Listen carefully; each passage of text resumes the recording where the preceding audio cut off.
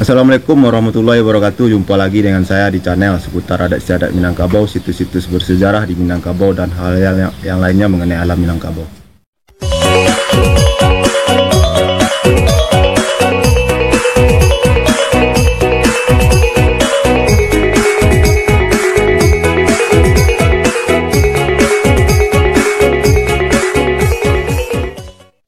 Hari ini saya berada di makam Syekh Muhsin, yaitu di Nagari Supayang, Kecamatan Payung Sekaki, Kabupaten Solok, Sumatera Barat. Bagaimanakah peran Syekh ini dalam penyebaran agama Islam di Minangkabau? Dan dari manakah asal usul Syekh ini? Yuk sama-sama kita saksikan video berikut ini. Makam Syekh Muhsin berada di Jorong Koto Kubang, Nagari Supayang, Kecamatan Payung Sekaki, Kabupaten Solok, Sumatera Barat. Syekh Muhsin ini diperkirakan meninggal di akhir abad ke-16 karena beliau ikut serta dalam penyebaran agama Islam di Minangkabau pada abad ke-16 tersebut. Dari berbagai sumber, Islam masuk ke Minangkabau diperkirakan pada awal abad ke-16, dan tidak terlepas dari peran Syekh Muhsin karena beliau adalah salah satu dari 5 orang syekh yang pergi menimba ilmu agama Islam ke wilayah Aceh.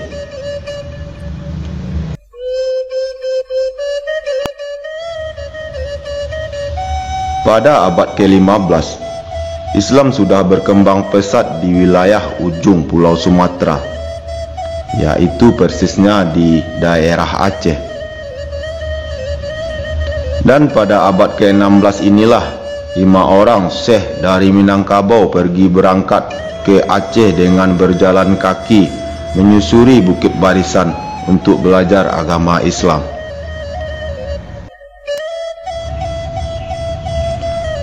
Lima orang syekh itu adalah Angku Burhanuddin dari Pariaman, Angku Maruhun Panjang dari Padang Gantiang, Angku Muhsin dari Kubuang Tiga Baleh atau Solok, dan Angku Buyang Mudo, dan yang terakhir Angku Muhammad Natsir dari Koto Tangah Padang.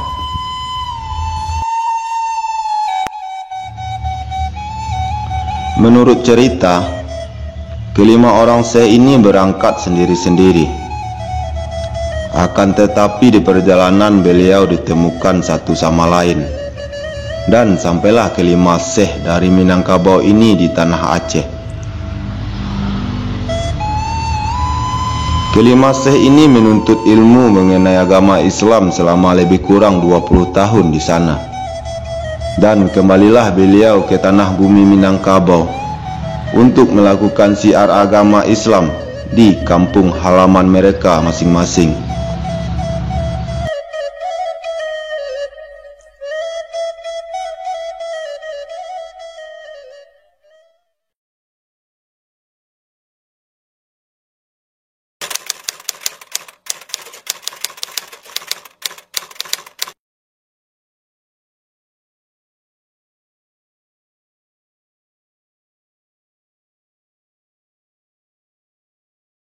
Syekhku meninggalnya pas ada tahun berapa meninggal apa? Itu kok Di abad ke-16 nama. Kejadian apa lama apa? Di ini kan Syekhku kan menyebarkan agama Islam di Nagari awak loh di Minangkabau. Di tahun 1000 karena abad ke-16. Berarti sama jo di Kayu Jauh. Oh di Siko jo di Supayang go tuh di Koto Tinggal Surkam nama. Bala bali mo pa ngaji ke Supayang. 5 orang. Dia mau kete angku awak ko talapan mo boleh kete. Angku Waludin ko Pono. Angku baru amul panjang berlangan tiang. Tu Buyang Mudo di Ambul Punui. Muhammad Nasir di Koto Tangah Padang. Koto Tangah Padang Muhammad Nasir. 5 orang Aceh. Itu yang nampai mengajinya Aceh yang menuntut agama Islam ya. Ya lama-lama sinan lah 20 kayak 20 tahun lah. Sekitar 20 tahun. Habis balik nang barang pek tadi. Mun barang pek aku jo di jalan lu semua. Ya pas suruh di jalan Suruh di jalan lah semua orang kek.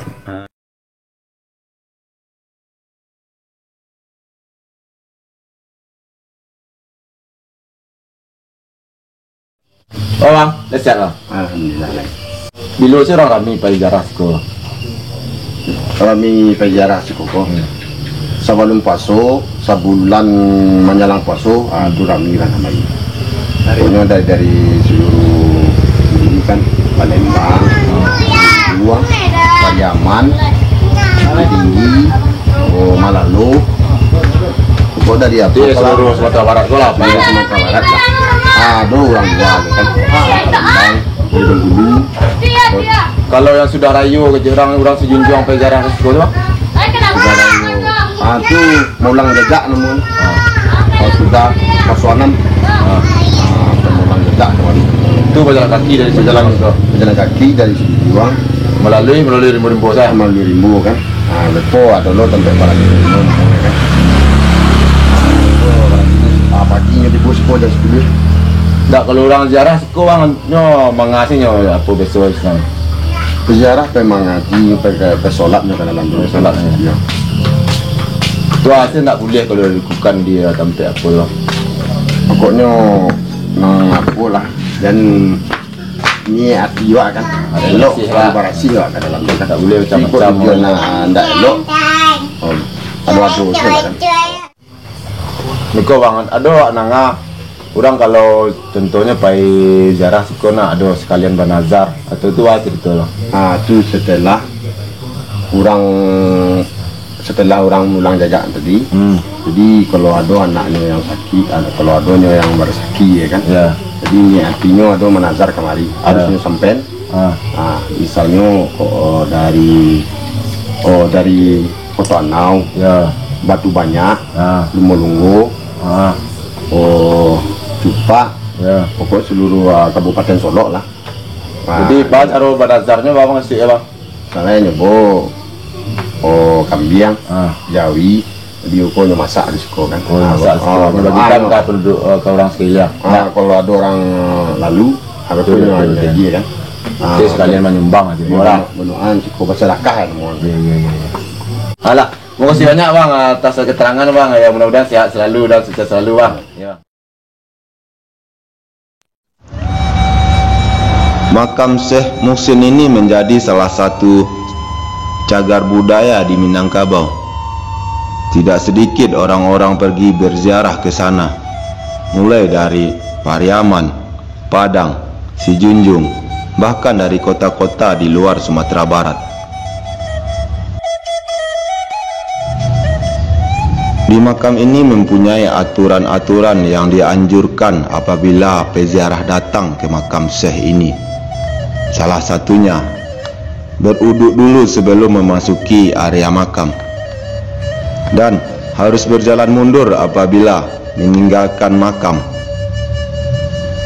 Dan biasanya peziarah ramai berdatangan di bulan Rajab dan Sa'ban.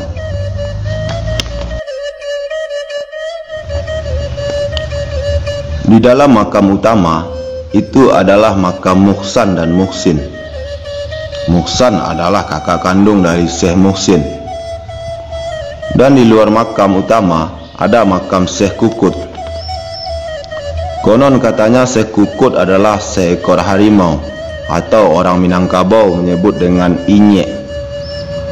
Dan di saat Syekh Muhsin lagi sholat, didatangi oleh seekor harimau.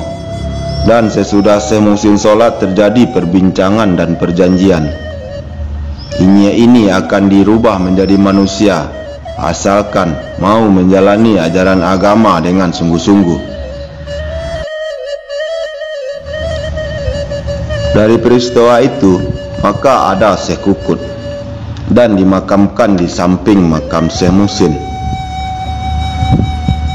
Dan cerita ini merupakan salah satu cerita rakyat dan dipercayai sebagian masyarakat di sana. Maka dari itu, makam Syekh Muhsin harus selalu dijaga, karena makam ini salah satu cagar budaya di Minangkabau yang menjadi bukti sejarah proses masuknya agama Islam di Minangkabau pada abad ke-16. mungkin itu video hari ini. Salah dan janggal saya mohon maaf. Wabillahi taufik wal hidayah. Assalamualaikum warahmatullahi wabarakatuh. Sampai jumpa di video berikutnya. Minangkan dunia.